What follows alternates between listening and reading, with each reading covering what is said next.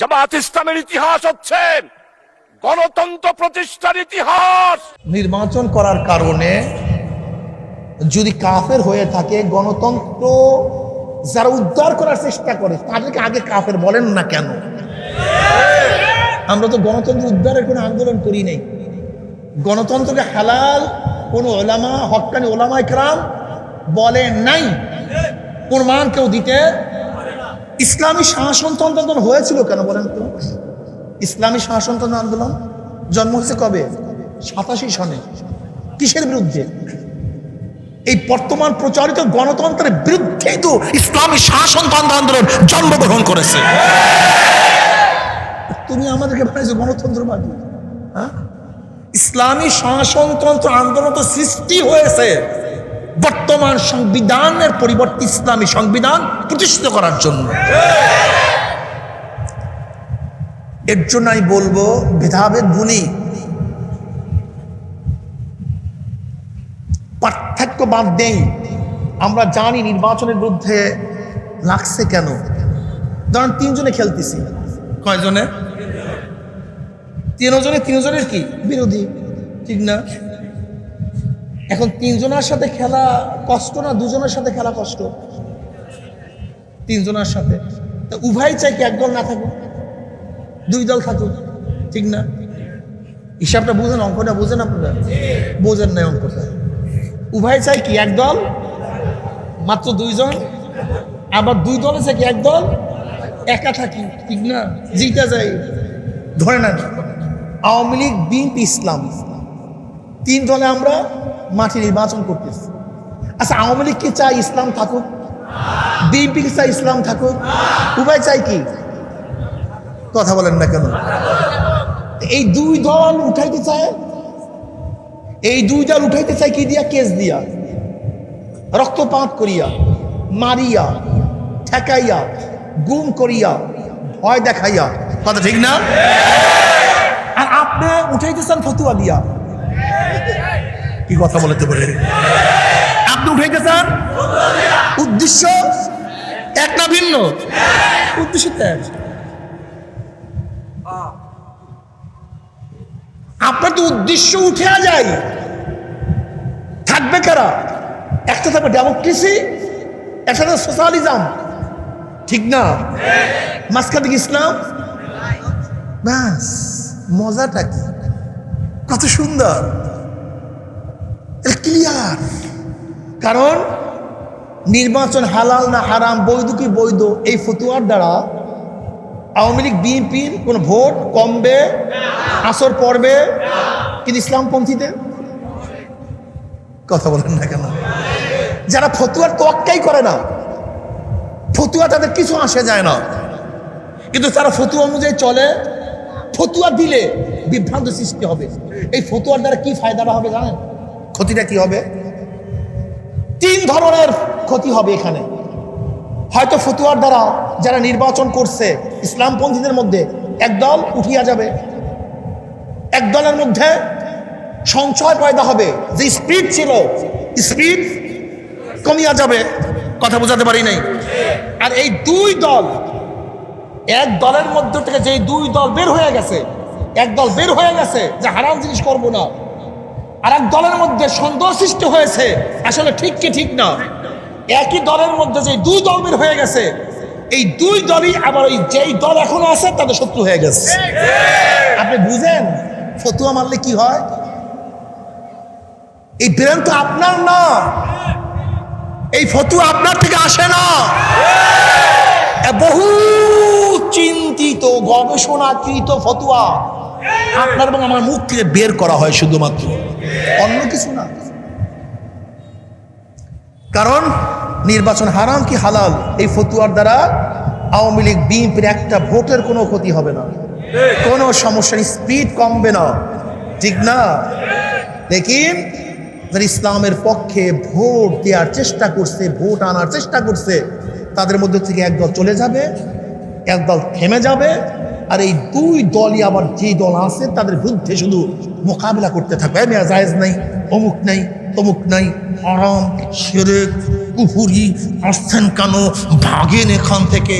এখন নতুন লোক জোগাইবে না নিজেদের লোক থামাইবে? বলেন তো। এই একই কেস হয়েছিল জঙ্গে জামালে, এই একই কেস হয়েছিল জঙ্গে সিফিনে। আলীর মুর্তজা রাদিয়াল্লাহু তাআলা বাহিরের কান্ট্রি দেখবে কিভাবে, নিজেদেরকে সামলাতে পারে নাই, নিজেদেরকে সামলাতে পারে নাই। আপনি জানেন অবস্থাটা কি চলতেছে, ব্রেন কোথায় যাচ্ছে, আপনার খবর আছে? আপনি ভাবছেন যে বাস ছোট্ট একটা কথা, এখানে হাজারো বাচ্চারা আছে, যুবকরা কনফিউশন হয়ে গেছে তাদের মধ্যে, জায়েজ কি জায়েজ, হারাম না হালাল, শিরক কি শিরক, কুফর কি কুফর। আপনি মাথার মধ্যে নেন, পাক ভারত উপমহাদেশ সমস্ত উলামায়ে কেরাম নির্বাচন করছে, সবাই কাফের। হ্যাঁ, আলজেরিয়া সমস্ত মুসলমানরা নির্বাচন করে, সবাই কাফের। মিশরের সমস্ত মুসলমানরা নির্বাচন করে, সবাই কাফের। গোটা দুনিয়ার হাজারো দেশের মধ্যে, মুসলমান কান্ট্রির মধ্যে নির্বাচন হয়, সবাই কাফের। হ্যাঁ,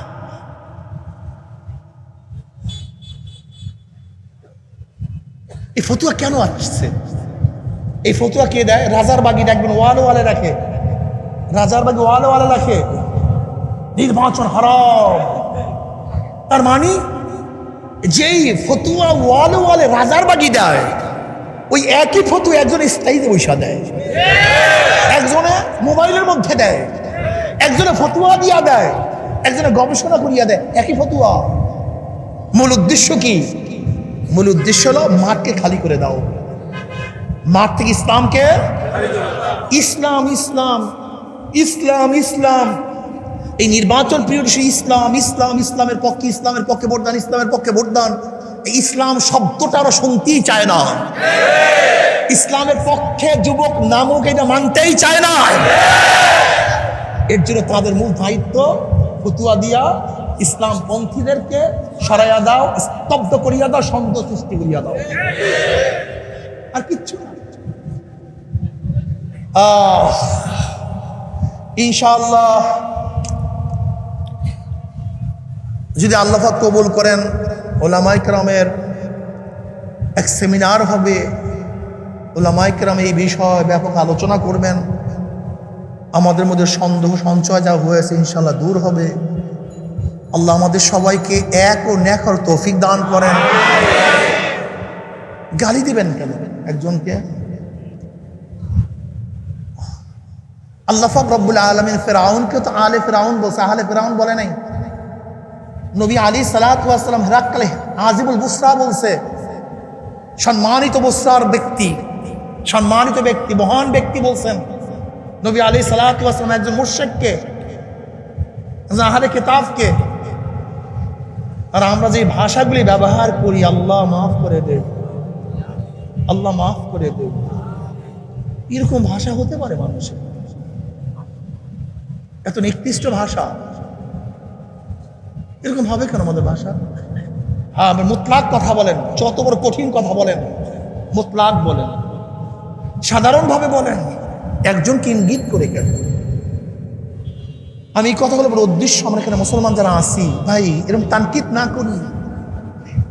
এমনি ফিতনার কোনো অভাব নাই, ঝামেলার অভাব নাই, সমস্যার কোনো অভাব নাই। দেখবেন এই কথা বললেই দেখবেন আর এক কিসের মধ্যে আমার বিরুদ্ধেই কথা বলছে, আমার বিরুদ্ধেই কথা বলছে। সমস্যাটা কি জানেন? বলে যে কাঁঠাল খাইছে তার মাথার মধ্যে কষ, আঠা। এখন যে কাঁঠাল খাইছে তার সন্দেহ হয়েছে কি হয়নি?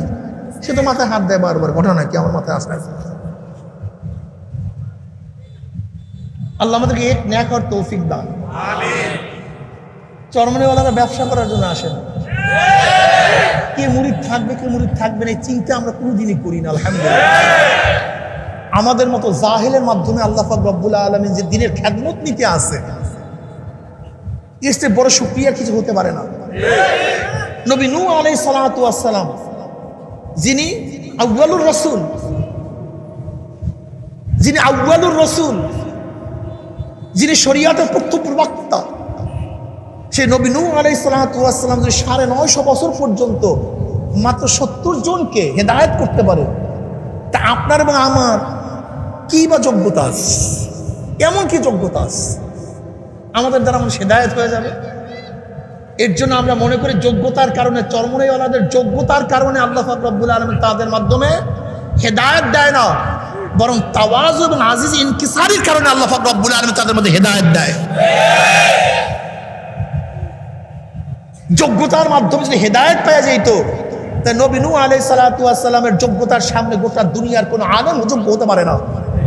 কিন্তু 950 বছর কতজন? মাত্র 70-80 জন মাত্র। কাজে যোগ্যতার মাধ্যমে মানুষ হেদায়েত পায় না রে বাবা, এত সহজ হেদায়েত। অথচ আল্লাহ পাকের কুদরত, চরমনায় সাধারণ মুজাহিদ, এখন মূর্খ, দেখা যায় তারা যখন দাওয়াত দেয় মানুষ দাওয়াত কবুল করে ফেলে।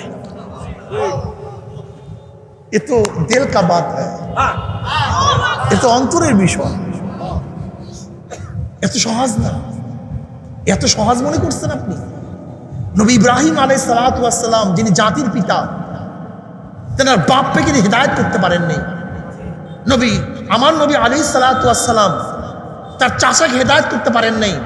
হেদায়েতের মালিক তো কেউ না, হেদায়েতের মালিক কে?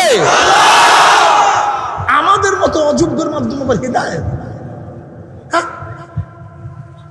এটা আল্লাহ পাকের কুদরত, আল্লাহ পাকের মেহেরবানি।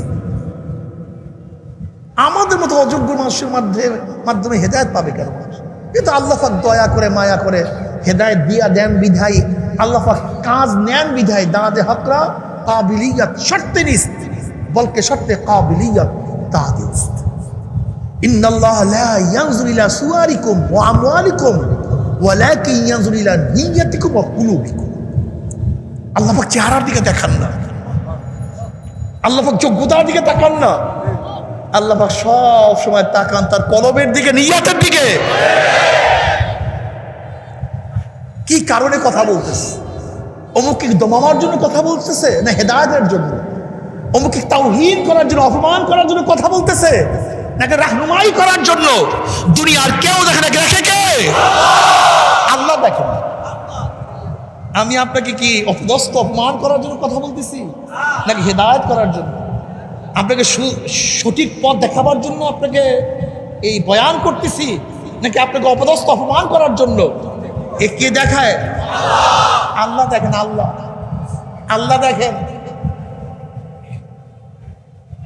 ওয়াসিরু কাওলাকুম আও ইজহারু বিহি ইন্নাহু আলিমুম বিযাতিস সুদূর। যা গোপন করো, যা প্রকাশ করো, অন্তরের খবর কে রাখেন? আল্লাহ।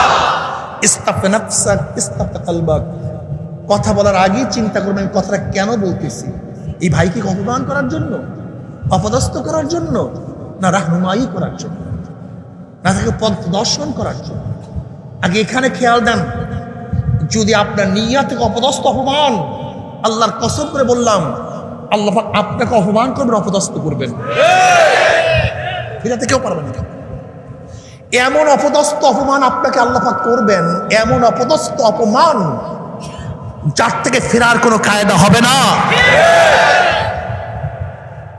কিন্তু যদি রাহনুমাই করার জন্য কথা বলেন, যত শক্ত কথা বলেন, তেমন শফকাত আসবে, শফকাত, মোহাব্বত, ভালোবাসা আসবে। বুঝাতে পারি নেই। দেখবেন ওস্তাদ যদি ছাত্রের উপরে ভিন্ন কোনো কারণে ছোট্ট বাড়ি দেয়, ছাত্র ক্ষিপ্ত হয়ে যায়। নাস্তা আনে নাই, হাদিয়া দেয় নাই, এই কোন দুনিয়ার স্বার্থের কারণে যদি কোন উস্তাদ ছাত্রকে বকাবকি করে, সামান্য শাস্তি দেয়, ছাত্র সহ্য করে না, গ্রহণ করে না। কিন্তু ওকে রাহনুমাই করার জন্য, ওকে ভালো বানাবার জন্য উস্তাদ যত বড় শাস্তি দেখ না কেন, ছেলের মোহাব্বত উস্তাদের উপর বেড়ে যায়, কমে না, আরো বাড়ে। ঠিক না? ঠিক আপনি এবং আমিও যদি মানুষকে রাহনুমাই করার জন্য, হেদায়েত পথ প্রদর্শন করার জন্য যত শক্ত কথা বলবো, আপনি ভাগবেন না, বরং দেখবেন মোহাব্বত আরো বাড়ছে। কিন্তু আপনাকে অপমান, অপদস্থ করার জন্য কথা বলি, আল্লাহ পাক তাকায় আছেন। এমন অপদস্থ অপমান আল্লাহ পাক করবেন, এত অপদস্থ অপমান যা সহ্য করতে পারবেন না।